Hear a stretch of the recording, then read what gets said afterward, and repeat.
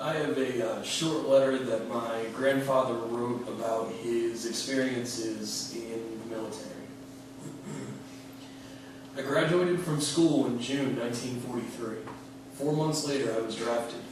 When we went to Baltimore to be sworn in, we could select the branch of service we wanted. I selected the Air Force. Those that selected the Army had to report in 1 week, the Navy in 2 weeks, and the Air Force in 3. I was sent to Greensboro, North Carolina for basic training. It was the same training the Army had. After that, I was sent to Tyndall Field in Panama City, Florida for further training. There we learned to take a .50 caliber machine gun apart blindfolded with gloves on. The instructor would insert a defective piece and we had to find it, name it, ask for a new piece, and install it in the gun. They did this in case we had to fire the gun in flight when we were on a mission. We were also taught all about the turrets on the airplane, of which there were 4.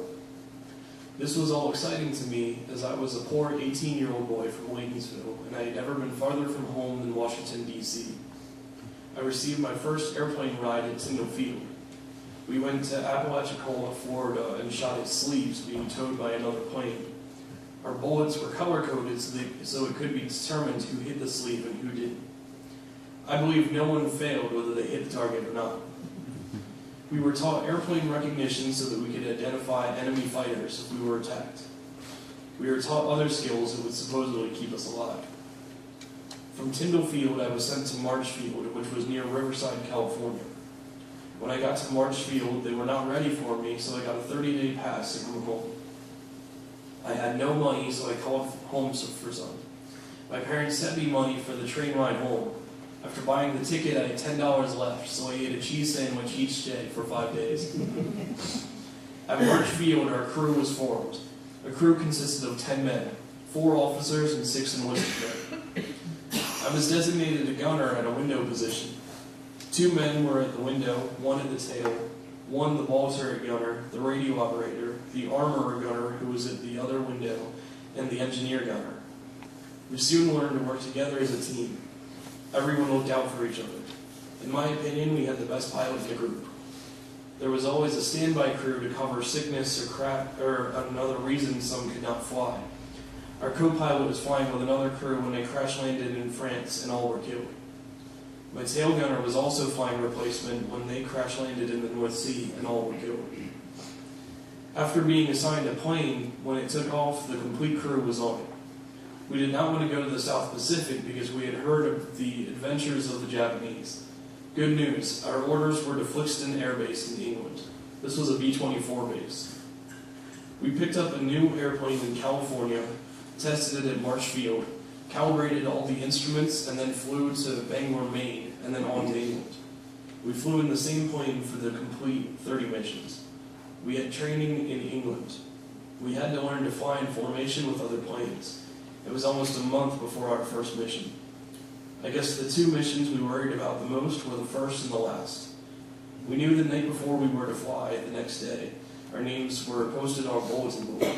Needless to say, we did not get a lot of sleep that night. When we were to fly, we would be woken up at about 3:30 a.m., get dressed, and a truck would be waiting at our Quonset hut to take us to the mess hall where we would be served fresh eggs and fresh milk. If you weren't scheduled to fly, you would walk to the mess hall and be served powdered food.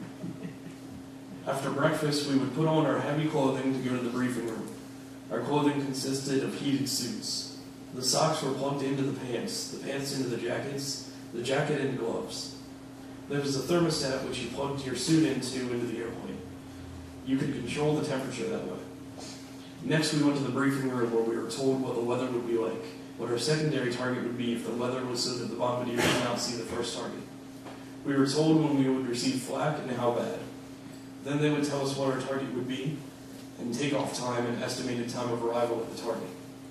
During the bomb run, which sometimes lasted as long as 5 minutes, the bombardier had control of the plane. Regardless of the amount of flak, you did not alter the course. When the bombs were dropped, we would head home. Normally, fighter planes would escort us part of the way to the target. They could not carry enough fuel to go all the way. They would return to the base, refuel, and meet us on the way back. That was a beautiful sight. We had to wear oxygen masks from 10,000 feet until we returned to that altitude. We flew from 20,000 to 23,000 feet, and at that height, the temperature was 45 degrees below zero or colder, so we had to keep crushing the ice in our masks. At that altitude, if we did not keep the ice crushed, we would be dead in 30 seconds. On one flight, we had an observer on our plane who did not keep his mask clear, and he died. I saw one plane flying on our right take a direct flak hit and explode.